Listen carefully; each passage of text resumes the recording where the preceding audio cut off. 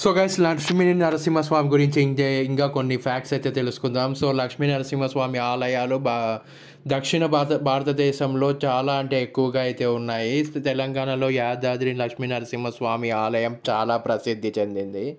So యాదాద్రిని Yadagiri Gutta అని కూడా పిలుస్తారు. సో యాదాద్రి ఆలయం పునర్నిర్మాణం తర్వాత స్వర్ణమయ కాంతులతో మనకైతే వెలుగుతూ ఉంటుంది.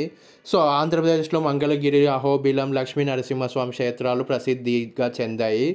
సో లక్ష్మీ నరసింహస్వామి భక్తులకు శాస్త్రు భయం తొలగిస్తాడు. ఈ రూపంలో నరసింహుడు 4 లేదా 6 చేతులతో దర్శనమిస్తాడు. ఇక్కడ ఆయన చేతులలో మనకు శంఖం, చక్రం, గద, పద్మం ఉంటాయి. సో కొన్ని రూపాలలో మనకు తల్వార్ మరియు కేతక పుష్పం కూడా ఉంటుంది. సో ఇంకా తెలుసుకోవాలంటే wait for another part and like this video and subscribe to my channel.